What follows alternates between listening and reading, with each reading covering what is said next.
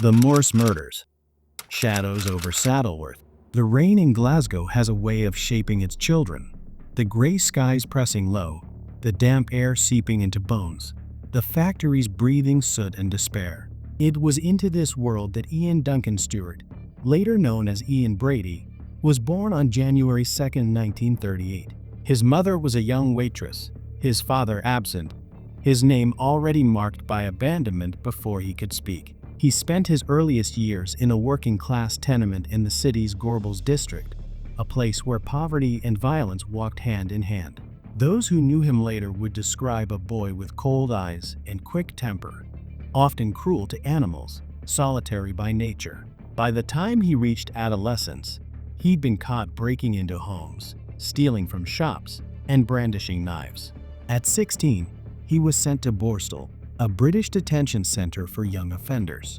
When he emerged, the punishment had not softened him, it had refined him. He read voraciously in his solitude. Nietzsche, Desolate, Machiavelli. Ideas about dominance, suffering, and moral relativism took root. He saw the world not in shades of empathy, but in hierarchies of power. By the time he moved to Manchester in the late 1950s, Ian Brady was no longer a wayward youth. He was a man who believed morality was an illusion, and that pleasure could be found in the mastery of others. Myra Hindley was born on July 23, 1942, in Crumpsall, Manchester, 4 years younger than Brady. Her childhood, too, was carved by hardship. Her father, an army veteran, was reportedly strict and occasionally violent. Her mother, struggling to keep the household afloat, often relied on relatives for help. Myra spent much of her childhood with her grandmother, where she developed an independent streak that bordered on defiance.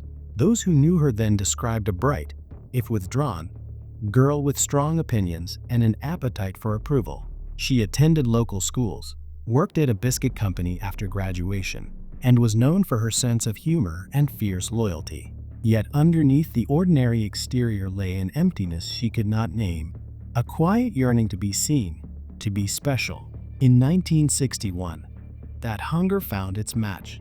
They met in January 1961 at Millwards, a chemical distribution company in Manchester. Myra worked as a typist, Brady as a stock clerk. From the moment she saw him, she later wrote in her diary, "I knew there was something different about him." Brady was aloof, intense, and spoke with an intellectual authority that captivated her. He read books on philosophy and the occult during lunch breaks, dismissing small talk as a waste of time. Myra, intrigued, began studying the same works he read. She borrowed Mein Kampf and the Marquis de Sade. She took notes on Hitler's speeches, mimicking his fascination with power and domination. Within months, she dyed her hair peroxide blonde, adopted darker makeup, and began dressing in leather. The transformation wasn't just cosmetic, it was psychological. Brady's influence had seeped into her sense of identity. She became his disciple, his mirror, his willing accomplice in a new kind of faith, one that worshipped control and cruelty. Brady's fantasies were escalating. He believed that killing would offer the ultimate experience of power, the moment when one human will extinguish another's life. Myra didn't resist. Whether out of love, manipulation, or shared depravity, she followed him into the abyss. Their conversations turned macabre. Brady spoke of committing the perfect murder, one that would prove their superiority to moral law. Hindley listened, fascinated. By mid-1963, their pact had taken shape. She would lure victims, and he would kill them. Together, they would document the experience, proof of their courage, proof of their unity. On July 12, 1963, Pauline Reid, age 16, left her home in Gordon, Manchester, for a dance at a local hall. She never arrived. That evening, Hindley drove her new mini pickup truck around the neighborhood, while Brady followed on his motorcycle. When they saw Pauline walking alone, Hindley pulled over and pretended to need help finding a lost glove on the Saddleworth Moor. Pauline, polite and trusting, agreed to help. What happened next was pieced together years later from Brady's own words and forensic evidence. He attacked Pauline in the darkness of the moor, slashing her throat and burying her body in a shallow grave. Hindley watched, detached, recording the location in her memory. They later returned to take photographs near the burial site, smiling as if nothing had happened. For nearly 25 years, Pauline's disappearance remained unsolved. Her parents searched relentlessly, never knowing their daughter's grave lay under the windswept heather of Saddleworth. Their first success emboldened them. The thrill of control, the shared secret, bound them more tightly than ever. Brady began planning the next abduction. On November 23, 1963, John Kilbride, a 12-year-old boy, was helping a friend collect empty bottles at the Ashton-under-Lyne Market. Hindley approached him, claiming she'd left a glove on the moor and needed help finding it. She offered him a lift and promised to drive him home afterward. John, polite and unsuspecting, climbed into the car. The pair drove toward the moor. There, Brady led the boy into the open fields, strangled him, and buried his body near Pauline Redd's grave. Hindley later recalled that she waited in the car, though her claim of ignorance has never been believed. For the second time, a family's child vanished without a trace. Police, overwhelmed by missing person reports, had little to connect the cases. There was no reason yet to suspect that an unassuming young couple from Manchester were orchestrating a campaign of murder. June 16, 1964. It was an ordinary evening in Longside, Manchester. Keith Bennett, a cheerful 12-year-old, had been visiting his grandmother's house for tea. He kissed his mother goodbye and set off on the short walk home. He never arrived. Hindley and Brady were driving through the area when they saw him. Hindley later claimed that she lured him into the car by asking for his help searching the moor. He agreed, eager to help, unaware of the danger. Brady led him into the darkness of Saddleworth once again. There, under the weight of the black sky and the moor's whispering winds, he strangled the boy.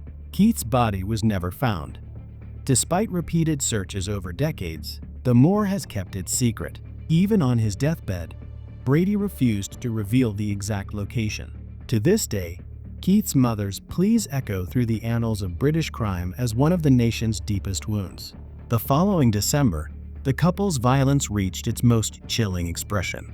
On December 26, 1964, 10-year-old Leslie Ann Downey was visiting a local fairground in Ancoats, Manchester. Brady and Hindley spotted her alone and offered to help her carry packages to their car. They brought her home to 16 Wardlebrook Avenue, the house where horror would be immortalized on tape.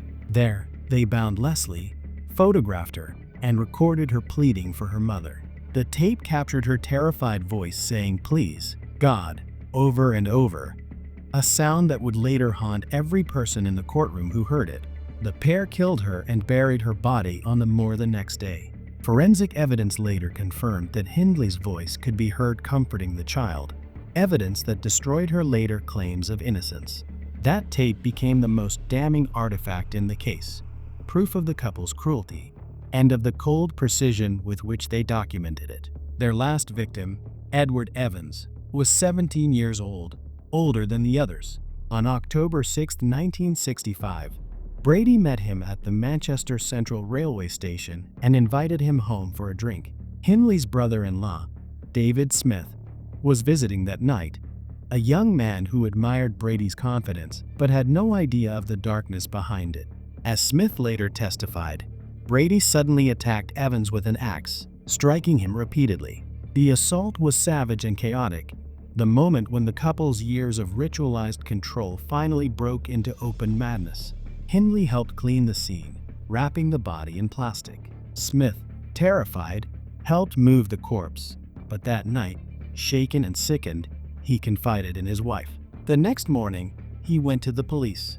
By dawn, the nightmare was unraveling. When detectives arrived at 16 Wardlebrook Avenue, they found bloodstains and signs of a struggle.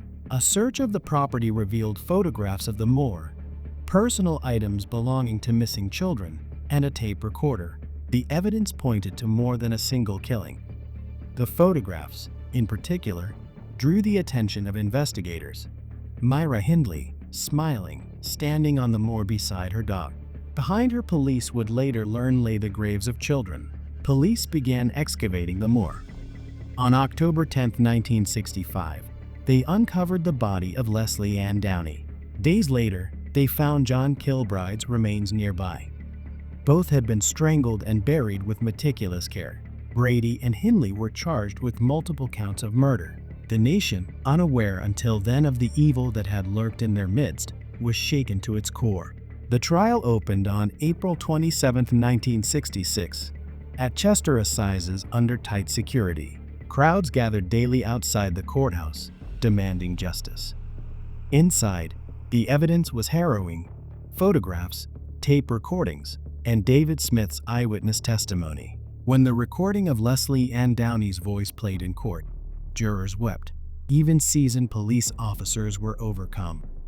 The sound of the child's cries, calm, pleading, terrified, captured the nation's horror in a single moment.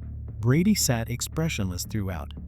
Hindley maintained composure, denying active participation. Yet the evidence was overwhelming. On May 6, 1966, the verdicts were delivered. Ian Brady was convicted of 3 murders: Leslie Ann Downey, John Kilbride, and Edward Evans. Myra Hindley was convicted of 2 murders: Downey and Evans, and being an accessory in the 3rd. Both were sentenced to life imprisonment, with no possibility of parole. The public reaction was one of fury and disbelief. In a country unaccustomed to serial murder, the scale of their cruelty defied comprehension. The term evil suddenly felt insufficient. The courtroom fell into stunned silence as the judge, Mr. Justice Fenton Atkinson, looked down upon the 2 defendants. His words would be remembered for decades. "These were truly wicked crimes," he said, voice trembling with controlled fury. "You are both evil beyond belief." On May 6, 1966, Ian Brady and Myra Hindley were sentenced to life imprisonment, the harshest penalty available under British law since the abolition of the death penalty the previous year. In another era, the hangman's noose might have awaited them.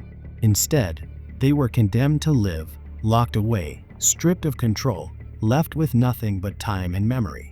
As they were led from the dock, the crowd outside erupted. People jeered, some wept, others shouted that hanging was too kind of fate.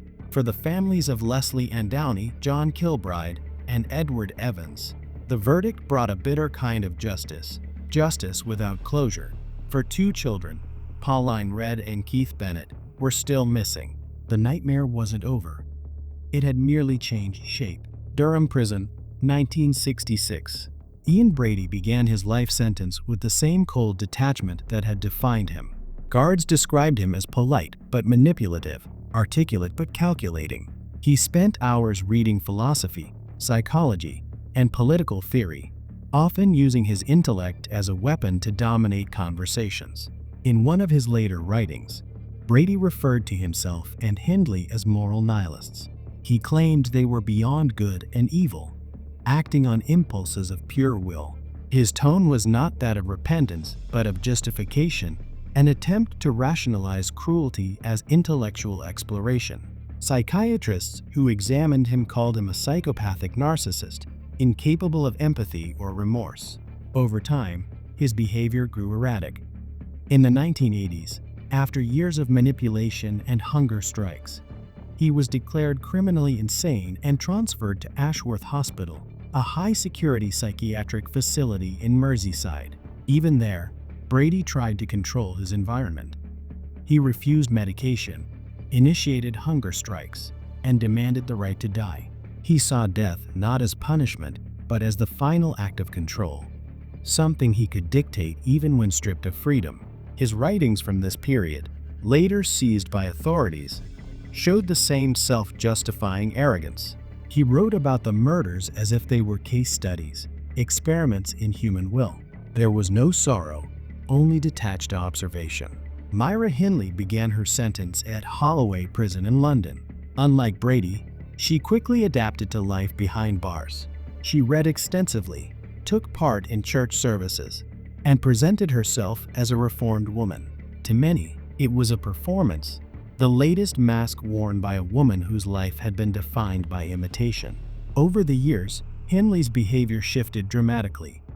She converted to Roman Catholicism, began studying theology, and wrote letters expressing remorse. She claimed Brady had brainwashed her, that she had been under his spell, unable to act on her own conscience. But those who knew the case best never accepted her narrative. Investigators, prison staff, and the victims' families insisted her transformation was opportunistic, a calculated attempt to win parole. And yet, there were moments when cracks appeared, moments that hinted at something human buried beneath the monster. In private correspondence, she admitted to recurring nightmares of the Moors, of children's faces appearing in the heather. "The Moor haunts me," she wrote in one letter. "It always will." Even as Brady and Hindley served their sentences, two names remained unresolved: Pauline Red and Keith Bennett. The public knew their fates were tied to the Moors, but the exact locations of their graves remained unknown. For the victims' families, the agony was unending. Winnie Johnson, Keith Bennett's mother, became the embodiment of Britain's grief. Year after year, she wrote letters to Ian Brady, begging for information about where her son was buried. She offered forgiveness, pleading for closure. He never responded. Brady understood the power of silence. He knew that withholding the truth gave him something: control. Every unanswered letter, every unanswered question was another small victory. Then, in 1985, something unexpected happened. Hindley began speaking. After nearly 2 decades of denial, Hindley reached out to police, claiming she wanted to set the record straight. Some speculated she hoped cooperation might improve her chances of parole. Others believed she could no longer carry the burden of silence. In 1987, under heavy police escort, she and Brady were taken separately back to Saddleworth Moor to help identify possible burial sites. It was the first time they had been back to the moor since their arrest, the same windswept, desolate landscape that had hidden their victims for decades. Brady walked with measured steps, scanning the horizon. Hindley, wrapped in a gray coat, seemed haunted by the place. That summer, police uncovered the remains of Pauline Red, the 16-year-old girl who had vanished in 1963. The discovery confirmed what investigators had long believed. She had been their first victim. But the body of Keith Bennett, the last missing child, remained elusive. Even as teams with shovels, metal detectors, and later, ground-penetrating radar searched the moor, no trace of him was found. The moor, vast and unyielding, seemed to swallow its secrets whole. Hindley's cooperation ended there. Though she provided some details, she later withdrew from assisting further. Brady, for his part, refused to reveal anything useful. "It's all I have left," he reportedly told a psychiatrist. "Why would I give it away?" By the late 1980s and 1990s, Britain had changed, but the shadow of the Morse murders still lingered. The case had become shorthand for the depths of human depravity. Brady and Hindley was not just a crime story, it was a cultural scar. Each time Myra Hindley applied for parole, the debate reignited.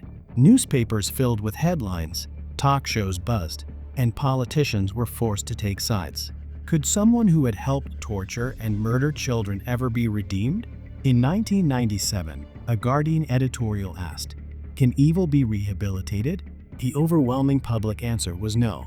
The families of the victims led the resistance. Alan Kilbride, brother of John, called Hindley's appeals an insult to every mother who's lost a child.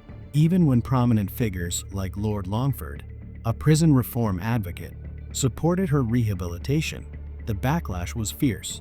The tabloids branded him a traitor to decency. Hindley would never leave prison. Every time her name appeared in the press, old wounds reopened. Every headline dragged the nation back to the moor. On November 15, 2002, Myra Hindley died in custody at the age of 60 from respiratory failure following heart complications. Even in death, controversy followed her. There were protests outside the hospital where she was treated. Families of victims demanded that her ashes not be scattered anywhere near the moor. The prison chaplain who attended her final moments described her as calm, detached, a woman who had long made peace with her fate. Whether she truly felt remorse, no one could say. Her final letters expressed regret, but even they were tinged with self-pity. She once wrote, "I'm not the same person. I've paid the price. for many, those words rang hollow. To the end, she remained the face of evil in Britain, a paradox of femininity and brutality, of love warped into complicity. Ian Brady outlived her by 15 years. In Ashworth Hospital, he existed in near isolation. His days were regimented: reading, writing, refusing food, demanding court hearings to allow his own death. He filed petitions claiming his detention under mental health law was unjust, that he was sane and should be moved to a regular prison, where he could starve himself to death. The courts denied his requests. Doctors described him as delusional, still obsessed with power, still manipulating those around him. In interviews, he spoke with clinical detachment about murder. The act itself, he said, is less important than the thought, the pure exercise of will. When asked about the victims' families, he dismissed them coldly. They will never forgive, nor will I explain. He never did. On May 15, 2017, Ian Brady died of chronic obstructive pulmonary disease at the age of 79. His body was cremated under police supervision. Authorities ensured that his ashes were not scattered on the moors, a symbolic victory for the victims' families. With his death, Britain exhaled a long-held breath. The last of the monsters was gone. Even after Brady's death, the search for Keith Bennett continued. Volunteers, forensic teams, and police officers returned to Saddleworth Moor year after year, following every new lead. In 2022, police again excavated an area after reports of possible human remains, but nothing was found. The moor remained silent. Winnie Johnson, Keith's mother, never stopped searching. She wrote letters until her health declined, begging Brady to reveal her son's grave. She died in 2012 at age 78, without ever finding him. Her persistence became emblematic of a mother's love, unwavering even in the face of evil's silence. When she passed, tributes poured in. She died as she lived, one detective said, with hope. The moor is still watched today. Every gust of wind that sweeps across its surface seems to carry the ghosts of the lost, a reminder that not all wounds can heal. The Moor's murders changed Britain. It altered how the nation thought about evil, innocence, and the psychology of crime. In the aftermath, police procedures for missing children were overhauled. Child protection systems were strengthened. Investigators began collaborating more closely with psychologists, a shift that would shape modern criminal profiling. The case also became a cultural mirror.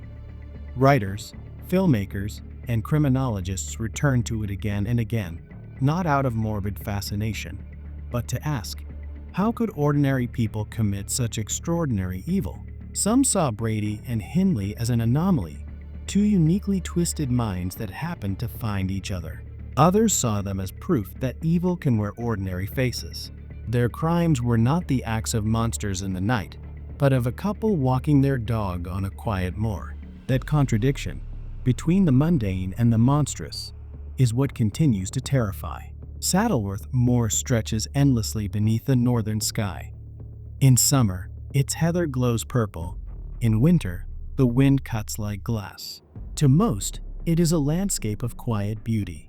To others, it is sacred ground, a cemetery without gravestones. Hikers who wander across it today might pass unknowingly over the places where children once lay buried. They might hear only the wind and the rustle of grass. But to those who remember, the moor whispers. It whispers of innocence lost, of laughter silenced, of two people who mistook cruelty for love. In the archives of British crime, their names are carved in infamy. Ian Brady and Myra Hindley, the Moor's murderers. A story not just of murder, but of how love can be corrupted into something unspeakable, and how evil can wear the most ordinary smile. When the police first uncovered the Moor graves, a detective described standing in the cold wind as the sky darkened over Saddleworth. It felt, he said, like the ground itself was grieving. Decades later, that feeling remains. Every anniversary, families still place flowers near the moor's edge. Schools still teach the case as a warning, not just of violence, but of influence, of what can happen when one person surrenders their conscience to another.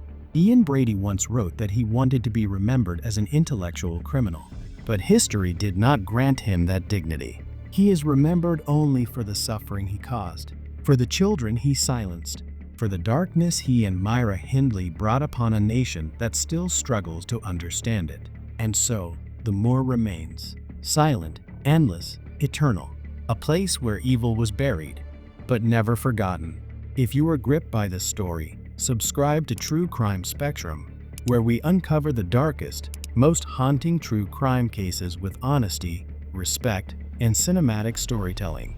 Every week, we bring you chilling investigations, deep psychological insights, and real stories that change the world.